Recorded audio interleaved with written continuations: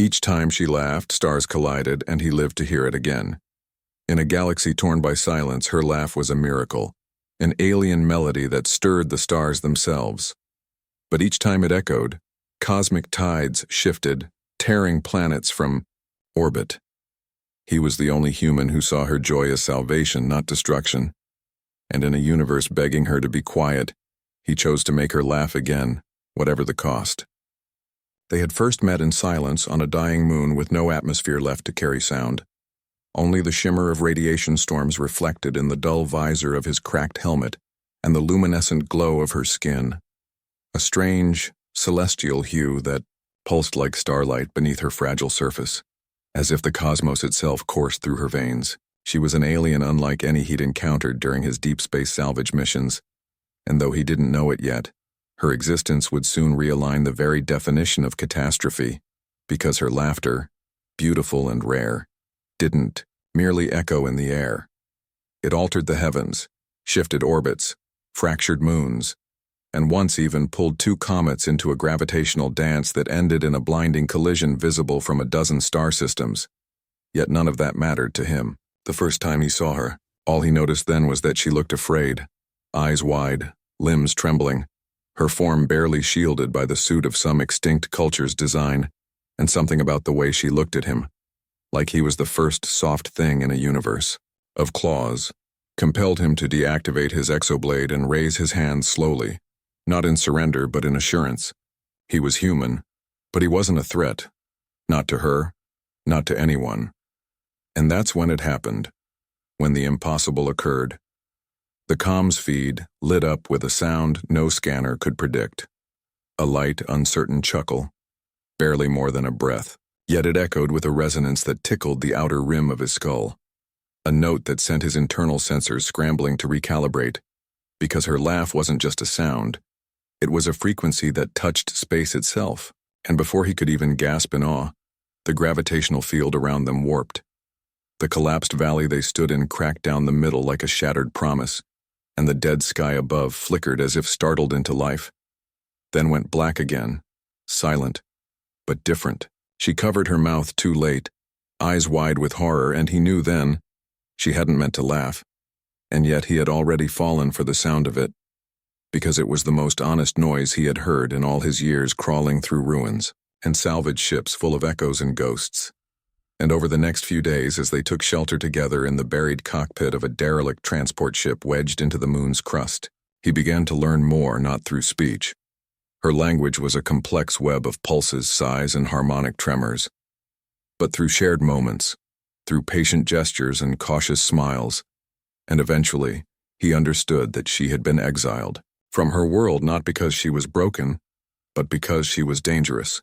Her laugh, a biological quirk, a misfiring miracle of her kind's evolution, was a threat to balance, to harmony, to planetary safety, and so they had cast her out, sealed her in a stasis pod meant to drift for eternity, never to smile again.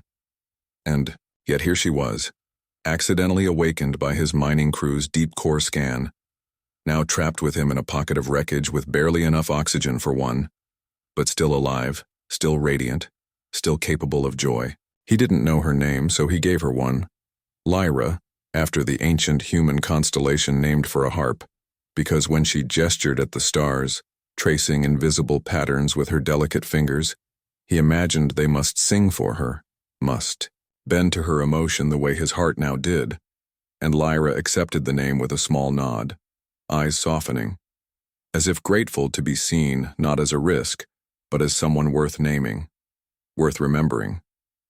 As the days passed and their oxygen supply dwindled, he found himself wanting to hear that laugh again. Not for science, not for awe, but for the selfish joy of it, and so he tried to coax it out, showing her old holograms of Earth comedy reels, mimicking absurd alien dance rituals he'd seen in distant colonies, even making shadow puppets with their emergency torchlight. But she would only smile, never laugh, never risk it, because she had learned the cost of her joy. And he respected that even as it ached to see her suppress her own nature.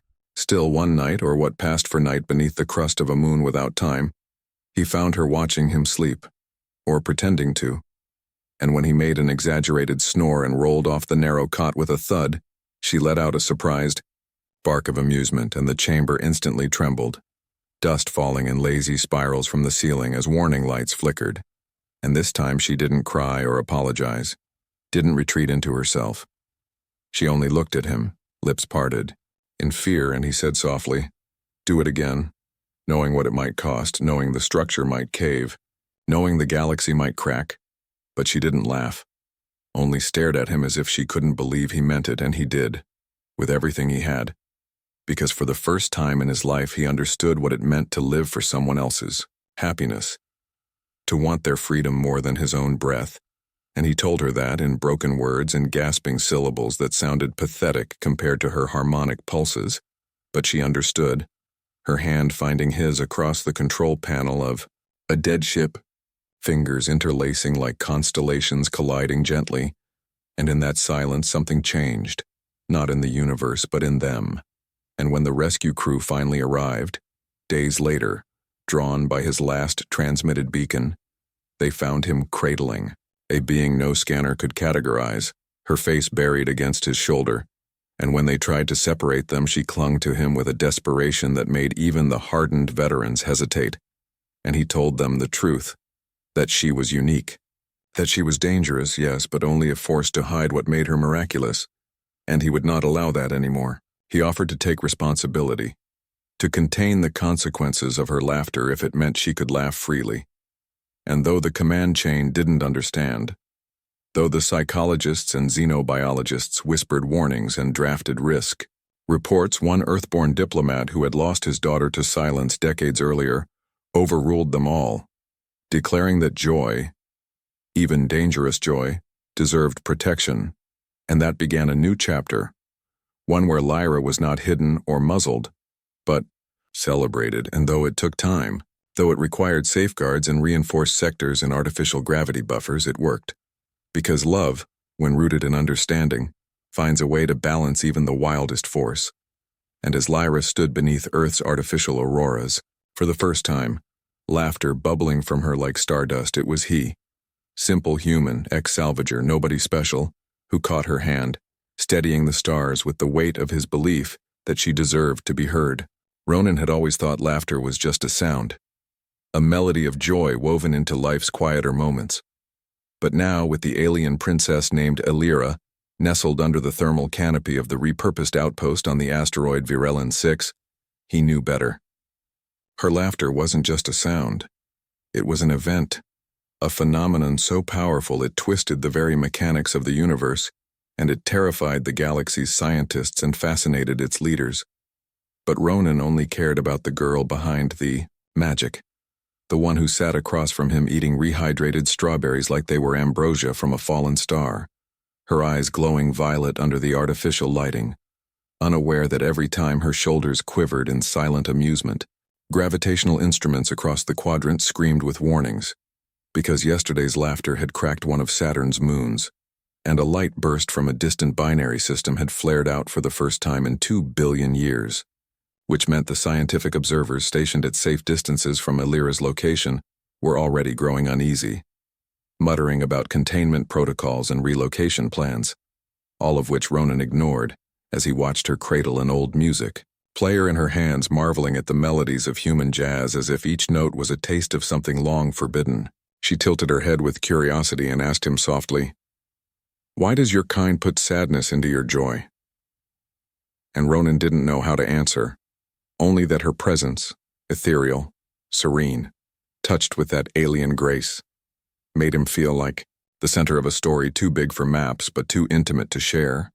So instead, he built her little things.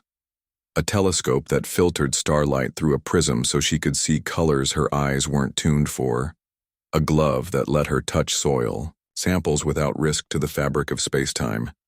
And now, he was constructing what she called a memory dome, where her laughter could echo without consequence, a cavern etched with frequency-dampening crystals he'd harvested from beneath the asteroid's crust, one rock at a time, one aching day after another, because the scientists had started, giving him deadlines and their patience was waning, not because they hated her but because they feared her, even though she never tried to hurt anyone, and perhaps that was the tragedy. Her beauty, her innocence was framed as a weapon by a world too quick to quantify everything it couldn't control. So Ronan became her shield, intercepting calls, rerouting drones, manipulating atmospheric conditions so that the containment parameters were always nominal, always within range. Because if they ever saw the real data, they would send warships, and the next time she laughed, they'd use it as a justification to pull the trigger, and he couldn't let that happen. Not to someone who, when she smiled, made the constellations weep with joy. And yet, Alira noticed the tension in his shoulders, the fatigue in his steps. And one night, as they sat near the hydroponic garden, watching Earth's signal broadcasts from years ago, a nature documentary showing whales singing in the deep, she asked him if he missed his home. And he paused, heart tight, because he did. But not the way she thought. He missed a version of home that might have accepted her, where his mother might have welcomed Alira with a cup of hot cocoa and said, "Don't worry, dear, we all glow a little weird when we're nervous." And he wanted to tell her that, but he just smiled and said, "This is my home now." And she reached over, touched his hand with trembling fingers that shimmered like molten glass, and in that second, he swore the stars outside blinked in approval, because maybe they understood, before he did, that he wasn't just protecting her, he was falling in love with her. But love came with risks, especially when her joy could break atmospheres, and that was never clearer than the morning after he found her in tears. Not laughing, but breaking. Because she'd hacked into the outpost's network and read the files he'd hidden from her. The military interest, the threats from the consortium, the contingency plans labeled Radiant Protocol, which described the possibility of her termination should she become too unstable. And Ronan had to explain, not with words, but with hands pressed to hers and eyes begging for understanding, that he'd done it all to keep her safe, not to cage her. But she asked him then in a voice like shattered glass, "Am I a weapon or a miracle, Ronan?" And he didn't know how to answer, because maybe she was both or maybe neither. But what he did know was that she was real, and worth every lie he'd told to protect her, and that he would rather die on this asteroid than let anyone turn her into something less than herself. Still, trust once cracked is hard to seal. And though Alira stayed, her laughter dimmed, held back, swallowed in her throat like a song silenced by fear, and Ronan saw it, saw the toll it took, the way her colors dulled, her light dimmed. And so he made a decision that would either save her or doom them both. He activated the signal scrambler that would cut all communication to and from Virulon 6, a direct violation of interstellar protocol, and when the command center back on Earth received only static, they would assume the worst, but he needed time. Time to help her laugh again without fear, because the universe didn't need another miracle trapped in glass. It needed to learn that some things couldn't be measured, only loved. And as he walked into the memory dome that night carrying a projector of Earth's funniest old cartoons, slapstick, humor, animals falling over, nonsensical dialogue and exaggerated expressions, he prayed that maybe, just maybe, the sound of her laughter would be worth whatever came next, even if it meant the stars shattered once more. Ronan didn't sleep the night he scrambled the signals. He sat under the soft blue glow of the memory dome's bioluminescent walls, watching the alien princess curl into herself like she was trying to disappear into a shape smaller than thought. Her face half lit by the looping cartoons on the projector screen, and though her eyes shimmered with the echoes of suppressed emotion, she didn't laugh. Not yet, because trust doesn't come back on command, and even the most sacred bonds take time to mend when bruised by silence and withheld truths. So he stayed quiet at first, letting the silly antics of long-forgotten animated dogs and gravity-defying cats attempt the impossible, hoping they'd reach her where his words couldn't. But after the fifth loop and still no smile from Alira, Ronan finally said, "You don't have to laugh if it hurts." And those few soft words unlocked something, not a smile, not yet, but a question, raw and tremulous. What if I never laugh again? And he wanted to tell her that it wouldn't matter, that he'd still stay, still protect her, even if the stars never collided again. But instead, he told her the truth. the one he'd buried beneath systems reports and satellite interference. That her laughter, despite the cosmic consequences, was the most beautiful thing he had ever known. Not because it moved planets or rewrote star maps, but because it reminded him what it meant to feel wonder in a universe grown cold and strategic, and her breath hitched, a stuttering intake of air that almost, but not quite, turned into a giggle. And Ronan saw it then, a flicker of the girl from the day they first met, perched nervously beside the emergency pod on Alara's surface, asking if Earthgrass really was as green as the Terran archives claimed, and he told her, yes, but only in the spring after a long winter, and she had smiled like that mattered, like she could imagine a world where green things grew and gravity didn't bend to her feelings. And now, months later, with that version of the world crumbling under incoming threat, he wanted to give her a version that was safe, even if it existed only between the two of them, even if the rest of the galaxy called it an illusion.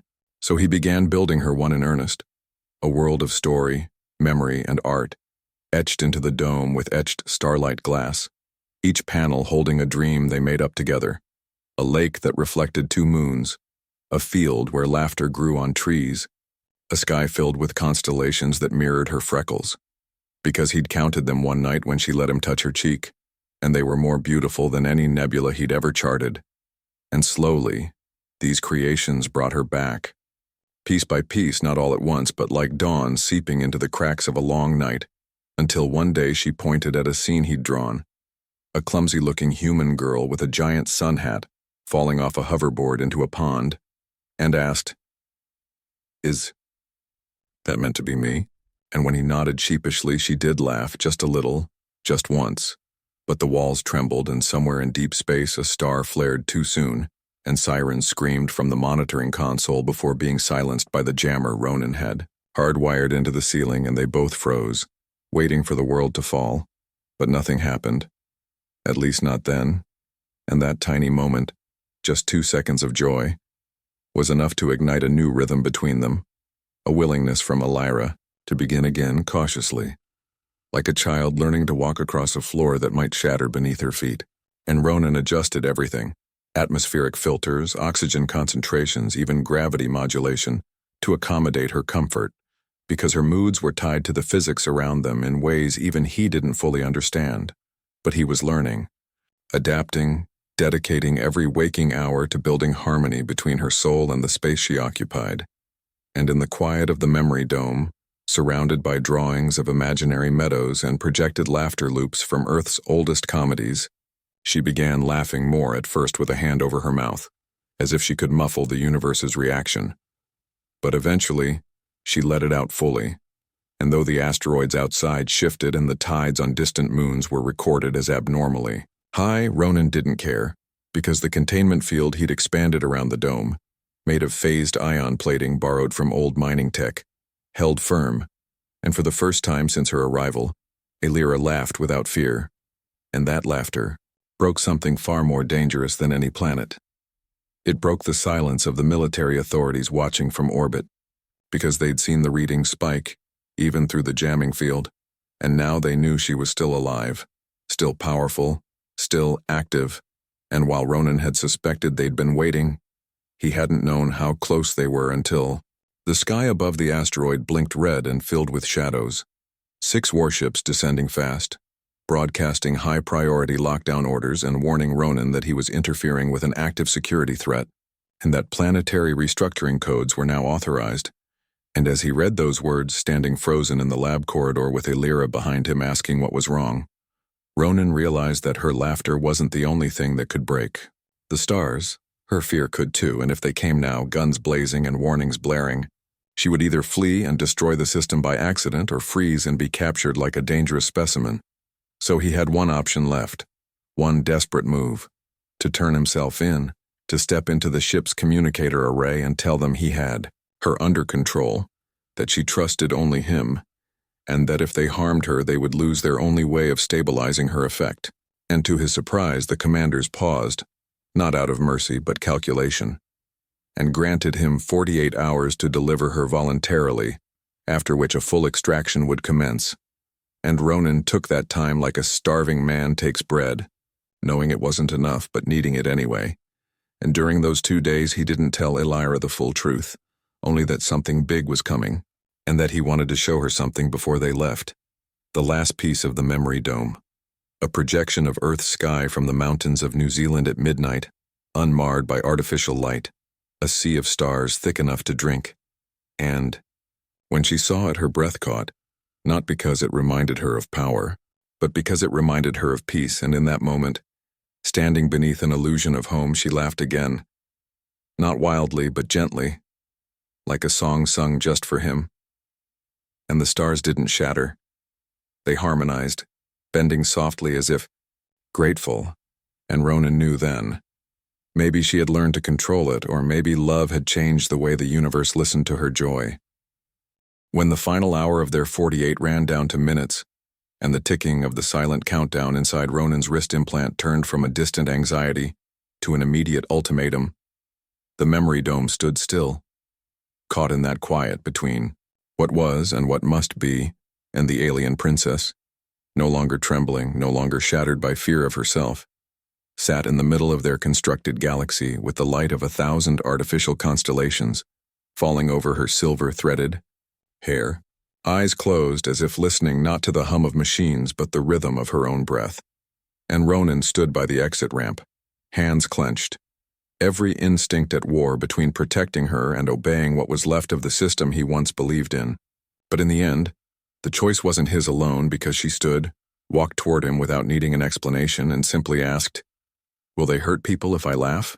And it broke him more than anything else could have that this girl, who could shift gravitational constants with her joy, now feared that very joy, and he shook his head, not because he was sure, but because he had to be, because the alternative meant damning her to a life hidden, silenced, and alone. And they left the dome together, stepping onto the small ridge platform where the extraction ship's beam waited above them, like the blade of a decision neither of them had signed up for, and as the scan line swept across her body and calibrated her energy output risk, Ronan whispered, "Just stay calm. Don't react. I'll be right beside you." But the alien princess turned to him then, not afraid, not angry, just resolute, and said, "No, Ronan. I don't want to survive by pretending to be empty anymore." And before he could protest, she took a breath, deep and deliberate, and then laughed. Not a full laugh. Not the one that could collapse a moon, but the real kind, gentle and bright. The sound of a girl choosing to live truthfully even if the stars weren't ready, and every sensor in orbit screamed. Every alert turned crimson, and the officers above scrambled to implement dampening fields and null zones. But it was too late. Not because the laughter destroyed anything, but because it proved something. She was learning to live with her power, not despite it. And the sky didn't fall, the asteroids didn't spin off their axes, and the monitoring ships, after several agonizing minutes, stood down one by one, not because they were merciful, but because they were stunned, because she'd rewritten the narrative they'd written her into. And in the silence that followed, Ronan stepped forward and submitted his last request as an officer of the Terran Alliance, that Elira be granted status as a sovereign entity, not a threat, not a weapon, but a living being with rights to her existence, her freedom, and her laughter. And while the council hesitated, because bureaucracy was slow and fear was faster, something changed in those days that followed, starting with one transmission from the station scientist whose own daughter had seen the footage of Elira and asked, "Why are they afraid of someone who just wants to laugh?" And that question, childish and pure, sparked more than any directive could, leading to debates, reevaluations, and finally, reluctantly, permission. Not amnesty, not complete freedom, but a monitored release to Earth with Ronan as her guardian. A trial period to prove the world wouldn't end if she smiled, and so they went. Not in secret, not in exile, but in daylight. Real daylight. Stepping out of the shadow of that asteroid and into the soft sunlight of Earth's southern range where the sky stretched wide and blue, and though Elira flinched at first, her skin prickling under the direct burn of a sun she'd never been allowed to feel, she didn't melt, didn't vanish, didn't unravel space-time. Instead, she laughed again, her voice bouncing across the highland winds like music made for the sky, and the earth held firm, and the world didn't break. And as Ronan watched her barefoot on a moss-covered slope, twirling with her arms wide like she could finally take up space without consequence, he knew this was the ending he hadn't dared to imagine. That they could live not in hiding, not under domes and containment protocols, but in open air where laughter was just laughter and not a galactic variable. And as he took her hand and led her toward the modest home they'd been granted at the edge of a coastal ridge, where sensors would still monitor and reports would still be filed. But no, guns were trained on her heart, he said quietly.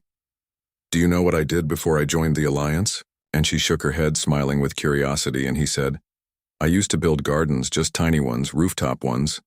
And she laughed again, softer, and asked, Will you build one here? And he nodded, because this time, he'd plant. Everything from scratch, no calculations, no fear, just roots in real soil.